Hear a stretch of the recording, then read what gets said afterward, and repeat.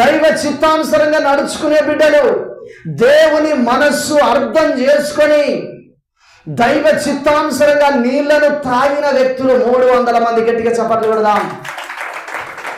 దేవుని మనస్సు అర్థం చేసుకోకుండా దేవునికి వ్యతిరేకంగా జీవించిన వ్యక్తులు ఎంతమంది? 9700 మంది. గట్టిగా చప్పట్లు కొడదాం. ఈ 300 మంది మిద్యానీల మీదకి పోతున్నట.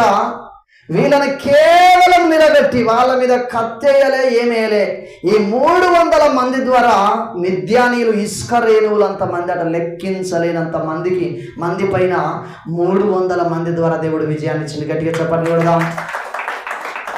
శ్రద్ధగా మనము ఈ వాక్య భాగాన్ని అర్థం చేసుకోవాలి. అది మనకు ఆ గెలుపోటముల గురించి కాదు, కానీ దేవుడు ఏర్పాటు చేసుకున్నది 300 మంది ఎందుకు అనంటే